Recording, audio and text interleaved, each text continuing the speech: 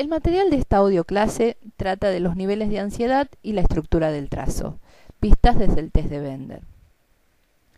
Cuando hablamos de niveles de ansiedad, sabemos que todo test y a lo largo de toda la batería se moviliza en función de la misma situación de evaluación un determinado monto de ansiedad. Por eso siempre es importante observar, cómo es esta ansiedad al principio, si se mantiene a lo largo de toda la administración y durante la entrevista, si va disminuyendo o si solamente aparece en determinados test. En el caso del material que acompañamos, para reflexionar al respecto, podemos observar un importante sombreado, sellado y repaso en la mayoría de las figuras. Es importante también destacar que el trazo es el vehículo, digamos, por donde la persona va a expresar su situación vital presente. Por eso tiene un componente que es estructural, que es el tema de la presión.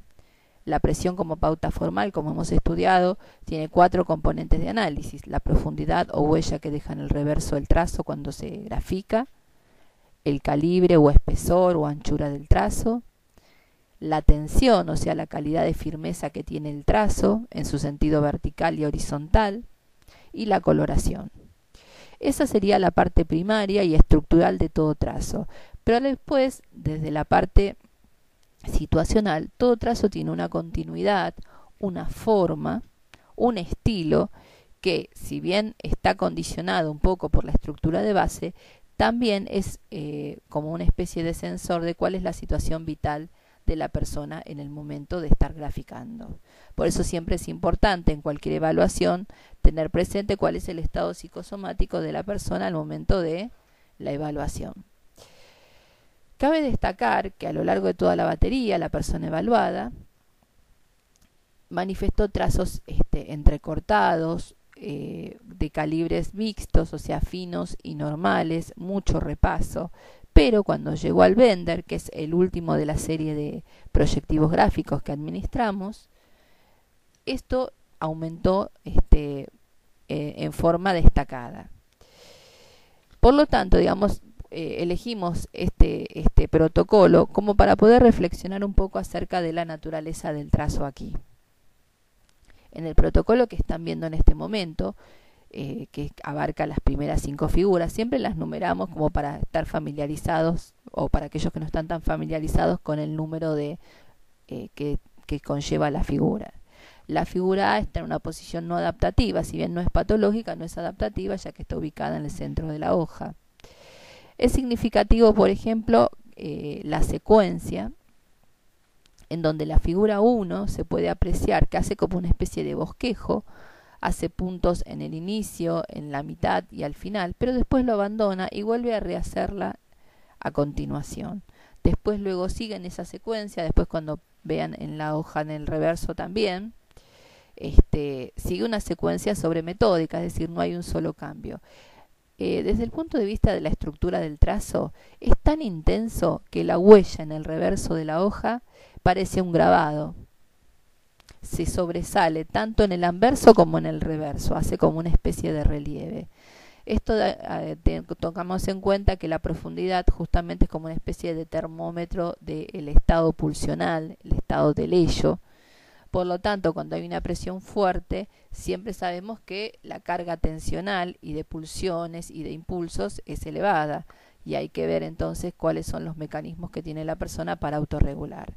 Ahora, en la segunda hoja, que en realidad está hecho en el reverso, por eso cuando uno tiene el original a la vista, ve que se sobreimprime tanto las figuras que están en el reverso en el anverso, y las del anverso se sobreimprimen en la parte de atrás.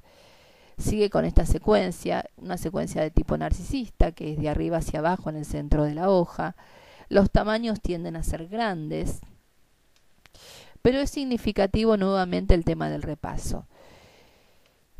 Cuando nosotros analizamos la forma externa, que es la parte situacional del trazo, tenemos que ver la continuidad. Normalmente, por ejemplo, en el caso de la figura A, sería un movimiento entero y continuo, que sería lo modular, tanto en la parte que va en la horizontal como en la vertical. Acá la persona hace como un trazo entero al principio, pero después empieza a agregar en forma temblorosa varias líneas. A esto nosotros lo llamamos multiplicación de línea, que se evidencia muchísimo en la tangente, o sea, la sinusoide que corta a la horizontal. Ahí se pueden apreciar 3 líneas, es como si hubiese dibujado 3 veces cada sinusoide. En la figura A que habíamos visto al principio, esto también pasa y se repite 4 o 5 veces. Luego vuelve a hacer lo mismo en la figura 7. El único lugar donde hay más o menos un trazo entero no contaminado es en la figura 8, la horizontal de arriba, superior, y la inferior, pero después los ángulos de los costados están hechos también con varios trazos más el repaso. En la figura 6 hace también un trazo entrecortado y muy discontinuo, como de estilo miscelánea, que también se ve en algunas partes del hexágono izquierdo de la figura 7. La figura 4 que tenían al principio también, y es una de las figuras en donde el calibre es mucho más fino. ¿Qué nos da cuenta todo esto? Nos da cuenta justamente de que el monto de ansiedad es importante, y además porque el test de Bender vehiculiza componentes más superyoicos de autoexigencia que puedan estar presentes en la persona, ya que tiene que copiar, entonces aúna la percepción, la posibilidad motora, que cuando hay una tensión, un estado de estrés o de ansiedad, es significativo, digamos, cómo el trazo va reflejando eso. El trazo está sucio y empastado, lo que da cuenta también que hay estados de angustia y de acumulación de tensiones. Como esto también se manifiesta en otros elementos, más algunos componentes de hostilidad que aparecen, podemos decir que bueno, que todo este estado de angustia a veces puede derivar en que estas personas tengan algún tipo de acting emocional o alguna descarga o una reacción desmedida en relación a un estímulo. Aunando, como hacemos siempre, integrando con otros componentes de análisis del Bender, podemos ver que hay una secuencia con espacios comprimidos o condensados entre figura y figura, sobre todo en la primera hoja del test. En esta segunda, que es la que están viendo en este momento, hay un espacio comprimido entre las 6 y las 7, pero entre las 7 y las 8 hay un espacio un poco más espaciado. Pero como siempre debemos interpretar cuál es lo que predomina, podemos decir que aquí predominan los espacios más bien concentrados o condensados entre figura y figura.